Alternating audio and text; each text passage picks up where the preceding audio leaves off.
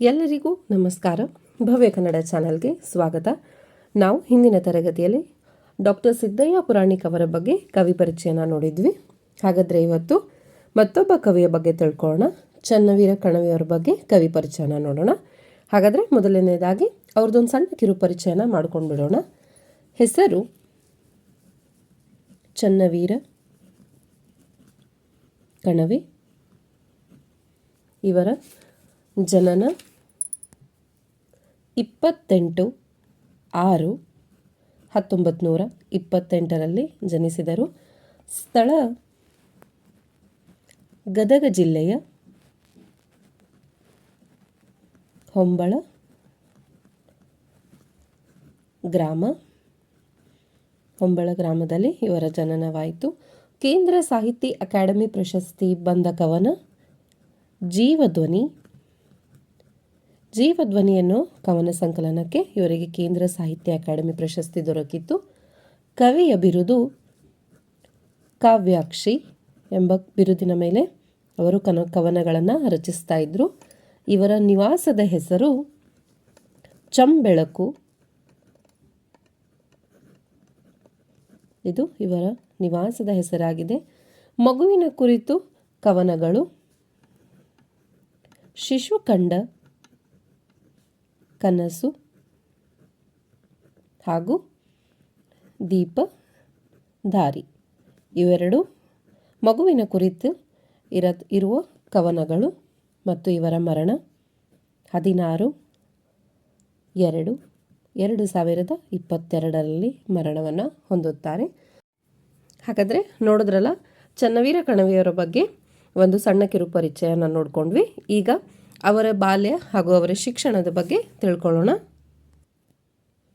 ಇವರ ತಂದೆ ಸಕ್ರೆಪ್ಪನವರು ಯಲಿಶಿರೋಂದದಲ್ಲಿ ಮಾಸ್ತರ ಆಗಿ ಕೆಲಸ ಮಾಡುತ್ತಿದ್ದರು. ಆದ್ದರಿಂದ ಕಣವಿಯವರ ಬಾಲ್ಯದ ವಿದ್ಯಾಭ್ಯಾಸವು ಯಲಿಶಿರೋಂದದ ಹಾಗೂ ಗದಗಿನಲ್ಲಿ ಆಯಿತು. ಧಾರವಾಡದ ಕರ್ನಾಟಕ ಕಾಲೇಜಿನಲ್ಲಿ ಪದವಿಯನ್ನು ಮುಗಿಸಿದರು. ಇವರ ಮನೆಯು ಪುರಾಣ ಶ್ರವಣಕ್ಕೆ ಹೆಸರುವಾಸಿಯಾಗಿತ್ತು. ಖ್ಯಾತ ಕಥೆಗಾರ್ತಿಯಾದ ಶಾಂತಾದೇವಿಯೊಂದಿಗೆ ಕಣವಿಯವರ ವಿವಾಹವಾಯಿತು. ಚಂಬೆಳಕು ಇವರ ನಿವಾಸವಾಯಿತು. 1952ರಿಂದ 1983 ತನಕ ಧಾರವಾಡದ ಕರ್ನಾಟಕ ವಿಶ್ವವಿದ್ಯಾಲಯದ ಪ್ರಾಸಾರಂಗದಲ್ಲಿ ನಿರ್ದೇಶಕರಾಗಿ ಸೇವೆಯನ್ನ ಸಲ್ಲಿಸಿದರು. ಸಮನ್ವಯ ಕವಿ ಎಂದೇ ಖ್ಯಾತರಾದ ಕಣವಿಯವರು ಸಾಹಿತ್ಯ ಸೇವೆ ಅಮೋಘವಾದದ್ದು. ವಿಶ್ವವಿನೂತನ ವಿದ್ಯಾಚೇತನ ಸರ್ವಹೃದಯ ಸಂಸ್ಕಾರಿ ಜಯ ಭಾರತಿ ಕರುನಾಡ ಸರಸ್ವತಿ ಈ ಹಾಡು ಸರ್ವ ಕನ್ನಡಿಗರ ನಾಲಿಗೆಯ ಮೇಲೆ ನಲಿದಾಡಿತು. ನವೋದಯ ನವ್ಯ ಕಾವ್ಯಗಳ ಸಂಧಿ ಕಾಲದಲ್ಲಿ ತಮ್ಮದೇ ಆದಂತಹ ವಿಶಿಷ್ಟ ಬಗೆಯ ಸೃಜನಾತ್ಮಕ ಭಾವ ಸಂಬಂಧಗಳನ್ನು ಅಭಿವ್ಯಕ್ತಿಸಿ ಎರಡೂ ಪರಂಪರೆಯ ಸಮಾನ ಭೂಮಿಕೆಯ ಸೇತುವೆಯಾದರು. ಆದರೂ ಯಾವುದೇ ಒಂದು ಕಾಲದ ಕಾವ್ಯದ ನೆಲೆಗೆ ಅಂಟಿಕೊಳ್ಳದೆ ಇವರ ಕಾವ್ಯದಲ್ಲಿ ವಿಶಿಷ್ಟ ಸಂವೇದನೆಯುಳ್ಳ ಸಾಂದ್ರವಾದ ಸಂಕೇತ ಪ್ರತಿಮೆಗಳ ಮೂಲಕ ಸಮಕಾಲೀನ ಬದುಕಿನ ತುಮುಲಗಳ ಚಿತ್ರಣ ಕಂಡುಬರುತ್ತದೆ. ಕಾವ್ಯಾಕ್ಷಿ ಎಂಬ ಕವನ ಸಂಕಲನದಿಂದ ಪ್ರಾರಂಭವಾದ ಇವರ ಕಾವ್ಯ ಜೀವನ ಅವ್ಯಾಹತವಾಗಿ ಮುಂದುವರೆದು ನೆಲಮುಗಿಲು, ಭಾವಜೀವಿ, ಆಕಾಶಬುಟ್ಟಿ, ಮಧುಚಂದ್ರ, ಮಣ್ಣಿನ ಮೆರವಣಿಗೆ ಇತ್ಯಾದಿ ಇವರ ಕವನದಲ್ಲಿ ಸೃಷ್ಟಿಯ ಸೊಬಗಾಗಿದೆ. ಇವರಿಗೆ ಬಂದ ಗೌರವ ಪ್ರಶಸ್ತಿಗಳನ್ನು ನೋಡೋಣ. ಇವರ ಜೀವಧ್ವನಿ ಕವನ ಸಂಗ್ರಹಕ್ಕೆ 1983ರಲ್ಲಿ ಕೇಂದ್ರ ಸಾಹಿತ್ಯ ಅಕಾಡೆಮಿ ಪ್ರಶಸ್ತಿ ಲಭಿಸಿತ್ತು. ಇವರ 2 ಕವನ ಸಂಕಲನಗಳು ಜೀನಿಯಾ, ಶಿಶಿರದಲ್ಲಿ ಬಂದ ಸ್ನೇಹಿತ. ಹಾಸನದಲ್ಲಿ ನಡೆದ ಅಖಿಲ ಭಾರತ ಕನ್ನಡ ಸಾಹಿತ್ಯ ಸಮ್ಮೇಳನದ ಅಧ್ಯಕ್ಷರಾಗಿದ್ದರು. ಮತ್ತು ಕಣವಿಯವರ ಸಮಗ್ರ ಕಾವ್ಯ ಅಖಂಡ ಕನ್ನಡಿಗರ ಅಭಿಮಾನಕ್ಕೆ ಪಾತ್ರವಾಗಿದೆ. ಮತ್ತು ಕಣವಿ ಅವರಿಗೆ ಪಂಪ ಪ್ರಶಸ್ತಿಯು ಕೂಡ ಲಭಿಸಿದೆ. ದೀಪಧಾರಿ ಕವನದಲ್ಲಿ ವಾತ್ಸಲ್ಯದ ಭಾವ ಕಂಡುಬರುತ್ತದೆ. ಹಾಗಾದರೆ ನೋಡಿದ್ರಲ್ಲ, ಇವಿಷ್ಟು ಕಣವಿಯವರಿಗೆ ಬಂದ ಗೌರವ ಪ್ರಶಸ್ತಿಗಳು. ಈಗ ಅವರು ಬರೆದ ಒಂದು ಪದ್ಯವನ್ನು ನೋಡ್ಕೊಂಡು ಬರೋಣ.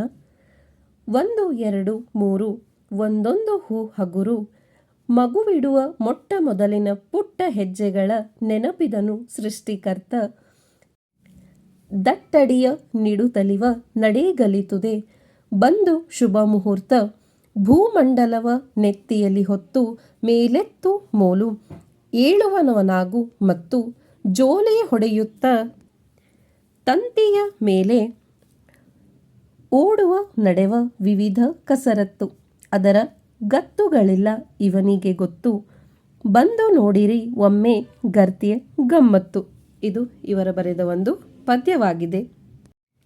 ದೀಪದಾರಿ ಎಂದರೆ ಮಾರ್ಗದರ್ಶಕ, ಮನೆಯನ್ನು ಬೆಳಗುವ ಬೆಳಕು ಎನ್ನುವುದಾದರೆ ಆ ಬೆಳಕೆ ಮಗು. ಈ ಮಗುವಿನ ಹಂತ ಹಂತವಾದ ಬೆಳವಣಿಗೆ ದೈನಂದಿನ ವ್ಯವಹಾರ ವ್ಯಾಪಾರ ಎಳೆತನದ ಆಟಪಾಠಗಳನ್ನು ಚಿತ್ರಿಸುವುದು ಕವನದ ಗುರಿ. ಪುಟ್ಟ ಹೆಜ್ಜೆ ತಪ್ಪು ಹೆಜ್ಜೆ ಇಟ್ಟು ನಡೆಯುವುದು, ಎದ್ದು ನಿಲ್ಲುವುದು, ಓಡಾಡುವುದು, ಏಳುವ ಮತ್ತು ಬೀಳುವ ಆತ್ಮೀಯ ಸನ್ನಿವೇಶಗಳು ಹೃದಯಂಗಮಯವಾಗಿದೆ. ಹಾಗೆಯೇ ಹೊರ ಜಗತ್ತಿನೊಡನೆ ಸಂಪರ್ಕ ಬೆಳೆಸುವವನಂತೆ ಅತ್ತಿತ್ತ ಕೈಚಾಚಿ ಕರೆವ ಚಂದ್ರ ಚುಕ್ಕೆಗಳನ್ನು ಜಾಲಾಡಿಸಿ ಬಯಸಿ ಅತ್ತಲೇ ನೋಟ ಬೀರುವ ಹಾಕುವ ಹಕ್ಕಿಯ ಪುಚ್ಚವನ್ನೆಣೆಸುವ ಮೌನವನ್ನು ಕೆದಕುವ ಬಿಸಿಲು ಕೋಲ ಹಿಡಿದು ಮೇಲೇರುವ ಅವನ ಕನಸುಗಾರಿಕೆಯ ಭಾವನಾ ಜಗತ್ತು ಚಿತ್ತಾಕರ್ಷವಾಗಿರುತ್ತದೆ. ಹೀಗೆ ಪ್ರೀತಿ ವಾತ್ಸಲ್ಯ ಭಾವಗಳಿಂದ ಮುಗ್ಧ ತುಂಟತನದ ಎಲ್ಲರ ಮನಸ್ಸನ್ನು ಗೆಲ್ಲುವವನೇ ದೀಪದಾರಿ. ಇಂತಹ ನಮ್ಮ ಹೆಮ್ಮೆಯ ಸಾಹಿತಿಕಾರ ಚನ್ನವೀರ ಕಣವಿಯವರು 2022 ಫೆಬ್ರವರಿ 16ರಂದು ಮರಣವನ್ನು ಹೊಂದಿದರು. ಹಾಗಾದರೆ ನೋಡೋದ್ರಲ್ಲ, ಇಂದಿನ ತರಗತಿಯಲ್ಲಿ ಚನ್ನವೀರ ಕಣವಿಯವರ ಬಗ್ಗೆ ಕವಿ ಪರಿಚಯನ ತಿಳಿಸ್ಕೊಟ್ಟಿದ್ದೀನಿ. ಮತ್ತೆ ಮುಂದಿನ ತರಗತಿಯಲ್ಲಿ ಮತ್ತೊಬ್ಬ ಕವಿಯ ಪರಿಚಯ ಜೊತೆ ನಿಮ್ಮ ಮುಂದೆ ಬರ್ತೀನಿ. ಆದಷ್ಟು ವಿಡಿಯೋನ ಲೈಕ್ ಮಾಡಿ, ಶೇರ್ ಮಾಡಿ ಮತ್ತು ಇನ್ನೂ ಯಾರು ನಮ್ಮ ಚಾನಲ್ನ ಸಬ್ಸ್ಕ್ರೈಬ್ ಮಾಡಿಲ್ವೋ ಪ್ಲೀಸ್ ಸಬ್ಸ್ಕ್ರೈಬ್ ಮಾಡ್ಕೊಳ್ಳಿ. ಬೆಲ್ ಬಟನ್ನ ಪ್ರೆಸ್ ಮಾಡಿ. ನಿಮಗೆ ಯಾವ ಕವಿಯ ಪರಿಚಯ ಬೇಕೋ ನಮಗೆ ಕಮೆಂಟ್ ಬಾಕ್ಸಲ್ಲಿ ಕಮೆಂಟ್ ಮೂಲಕ ತಿಳಿಸಿ. ನಾನು ಅದನ್ನು ನಿಮಗೆ ತಿಳಿಸ್ಕೊಡ್ಲಿಕ್ಕೆ ಪ್ರಯತ್ನ ಮಾಡ್ತೀನಿ. ಧನ್ಯವಾದಗಳು. ಶುಭ ದಿನ.